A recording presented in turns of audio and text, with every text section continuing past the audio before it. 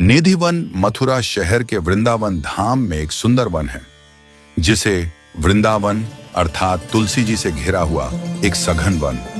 ग्रंथों में निधिवन को बेहद ऐतिहासिक, धार्मिक एवं पवित्र स्थल माना गया है, क्योंकि निधिवन भगवान श्री कृष्ण की लीला स्थलियों में से एक है, जिसे ग्रंथों में निकुंज वन भी कहा गया है। निधिवन श्री राधा की अष्ट सखियों में खास सखी के अवतार स्वामी हरिदास जी की साधना स्थली है।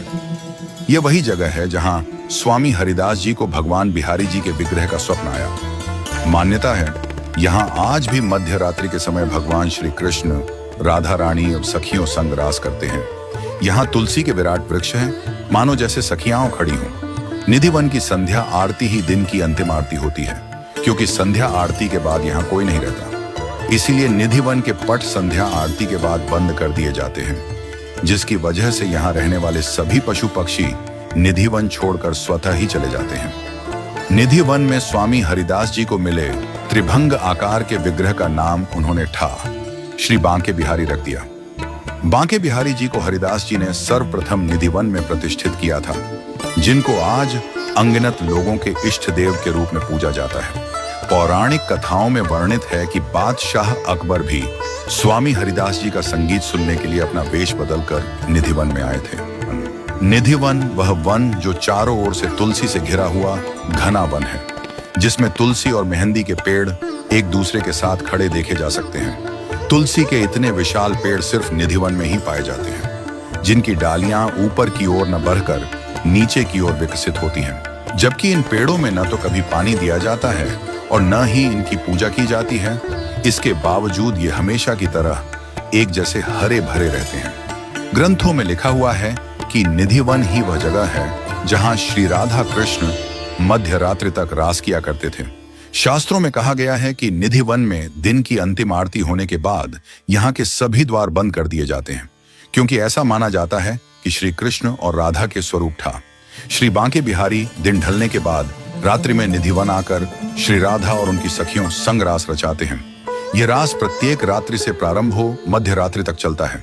कहते हैं कि इस रास को देखने की अनुमति किसी को नहीं है, क्योंकि जिस भी व्यक्ति द्वारा यह रास देखा जाएगा वह व्यक्ति अपना मानसिक संतुलन खो बैठेगा। ग्रंथों में वर्णित भी है कि यह रास साधारण मनुष्यों द्वारा नहीं देखा जा सकता, क्योंकि इस रास से उत्पन्न तेज इतना अधिक होता है कि इसकी रोशनी देखे नहीं बनती है।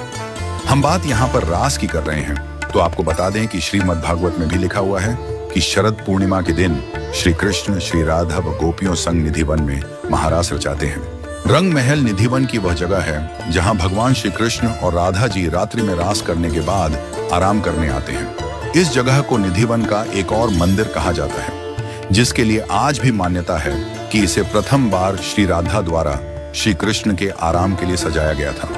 इसलिए यह प्रथा तब से आज तक चली आ रही है। दिन की अंतिम आरती के बाद जब मंदिर के पट बंद किए जाते हैं, तो मंदिर में स्थित रंग महल में चंदन की शैया स्थापित है, जिसे प्रतिदिन मंदिर बंद होने से पहले फूलों से गोस्वामियों द्वारा सजाया जाता है और साथ में श्री राधा जी के लिए श्रृंगार का सामान भी रखा जाता है। रंग महल को सजाते समय उसमें एक चांदी का पानी का लोटा भी रखा जाता है, ताकि जब भगवान को रास करके थक जाने पर प्यास लगे तो वह पानी ग्रहण कर सके। इनके सभी चीजों के साथ साथ मंदिर के रंग महल में पान का बीड़ा, फल, सुपाधि, दांतुन, गजरा आदि सभी चीजें व्यवस्थित तरीके से वहां पर सजा दी जाती हैं और मंदिर के पट बंद कर दिए जाते हैं। जब भोर में मंदिर के पुजारियों द्वारा मंदिर के कपाट खोले जाते हैं, तो उन्हें रंग महल का सभी सामान अस्त व्यस्त मिलता है और सजाई गई चंदन शैया पर सलवटें पड़ी मिलती हैं, जिससे जाहिर होता है कि रात्रि में यहाँ कोई आया,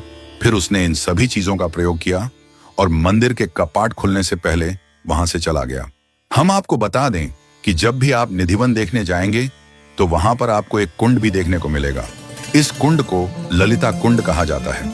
मान्यताओं के अनुसार जब श्री राधा की प्रियतम सखी ललिता को द्वापर युग में रास करते करते प्यास लगी, तब भगवान श्री कृष्ण ने ललिता सखी की प्यास बुझाने के लिए अपनी बांसुरी की सहायता से निधिवन में एक कुंड उत्पन्न किया, जो वर्तमान में ललिता कुंड के नाम से जाता है। ललिता सखी श्री राधा की वह सखी हैं जो श्री राधा और कृष्ण को एक दूसरे से मिलने के लिए ब्रजवासियों की नजरों से बचाने में सहायता प्रदान करती थीं।